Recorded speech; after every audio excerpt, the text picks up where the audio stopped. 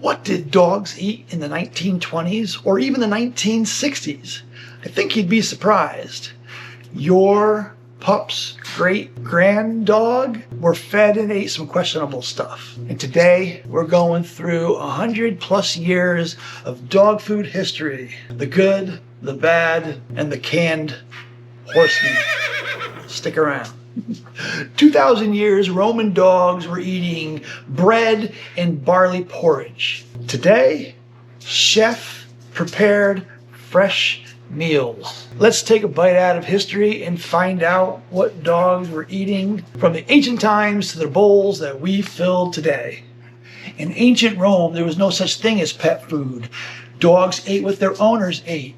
Bread made from wheat and kitchen scraps were the common food that Roman dogs ate. Working dogs like hunters and guard dogs, they had more protein. They were fed a higher protein-rich diet. And stray dogs, they survived on whatever they could find. Sheepdogs in ancient Rome had barley bread soaked in milk, which kept them from going out and hunting their own food, which kept them closer to the flock. Fast forward to 1860 when James Spratt, an electrician from the United States, traveled over to England and noticed that the longshoremen coming back from sea were tossing stray dogs tack bread, which I happen to have right here. Tack bread is really just flour and water, a little bit of salt that the longshoremen would take out of sea. It was very hard and it didn't go bad for long trips, so it was a staple amongst longshoremen on boats out to sea for long times. These crackers, or tack as they're called, was the inspiration for what James Spratt was to eventually create. What James Spratt invented was something called Spratt's Meat Fibrine Dog Cakes, made with wheat, beetroot, and something called prairie beef. Now, I went on the internet and found the recipe for Spratt's dog biscuits, and I made them myself. All right, they look very similar to this, as you can see, and here's how they're done. The original recipe had 1 pound of bison meat, but I went out and bought sirloin. Since I couldn't find bison meat, I figured just any lean beef, right? High protein, lean meat. Beets, carrots, turnip, cabbage, flour, and oatmeal. These were the ingredients that Spratt used to make the first processed dog food. So the instructions and the recipe goes like this. You're going to want to dry the bison meat. You're going to want to slice it thin and then lay it in a single layer on a rack. You need to dry it like beef jerky. So you're going to either dehydrate it or just dry it out in the oven, which is what I did. Set your oven to 165 or as low as it'll go, and then basically bake them for 6 to 8 hours until it's dehydrated, dried out, and it becomes like a jerky.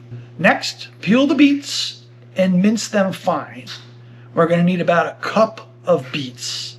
Chop the remaining vegetables. These are going to be blitzed in the food processor later, so size isn't important, except the carrots, turnips should be about the same size, just so they cook about the same amount of time. Place the vegetables, except the beets, into a pot and cover them with water. Boil for about 7 to 8 minutes or until they're soft. Drain the vegetables and measure out 1 cup and set aside. Mince the dried sirloin in this case and measure out a couple cups. Place the bison, or sirloin in this case, 1 cup of boiled vegetables and 1 cup of the minced beets into the food processor and blend it until it's sort of pureed. Next, in a large bowl, mix the flour, the oatmeal together, and then add the bison vegetable puree and mix it all together. It's easier to use your hands. The dough should be fairly dry, kind of like hard tack, those little crackers that I made. After the dough has come together, knead it for a few minutes until it becomes fairly smooth. Roll it out to about 1 inch thick and then cut into 3 by 3 inch squares. Use a chopstick or a skewer to poke holes in each square. and place the squares on a parchment-lined baking sheet and bake for 4 to 6 hours or until they're very dry. Now, as you can see, this process takes a while. First, you need to dehydrate it for many hours, and once it's dried out and you mix everything together, then you gotta bake it again at a low temperature for another 4 to 6 hours. So, over the course of a couple of days, it took me to make this, but this is how it turns out. All right, can you see the shape here? And I'll put on the screen what the original one that James Spratt made. He had an X in it, and I think he might have even had his name written in there, Spratt's Cakes.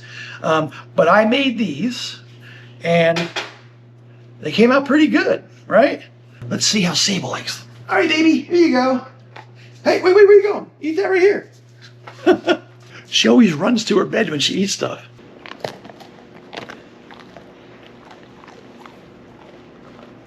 Good girl.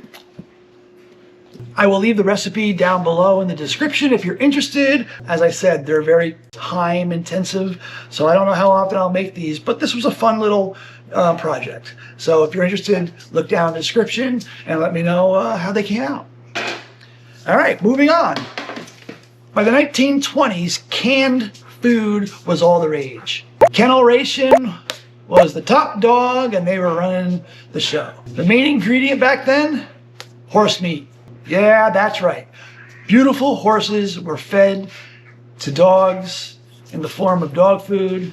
It was advertised as lean red meat approved by the government. Horse meat became so popular that at one point 90% of the canned dog food in America contained horse meat. During World War II, tin and meat rationing forced companies to rethink dog food. The solution was, you guessed it, kibble. Made through extrusion, the same process used for breakfast cereal. Purina dog chow debuted in 1957, and kibble's long shelf life and convenience made it the go-to choice for decades. By the 1990s, pet parents started reading the labels on dog food. The natural food movement took off, and brands like Wellness, Blue Buffalo, and Nutro promised fewer fillers and more real meat. Today, dogs are more like family than ever, and their food reflects it. Companies like Farmer's Dog creates personalized human-grade meals delivered fresh to your door. Ingredients are visible, recipes are vet-developed, and meals are tailored to your dog's needs. It's a far cry from barley porridge that they were eating in ancient Rome.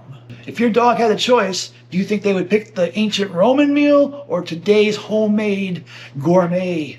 Let me know what you think in the comments below. That's all for this video. Thanks for watching. If you like this video, give me a thumbs up. Consider subscribing below, and have a wonderful day. That's it, Sable. Let's go see what we can do about this now.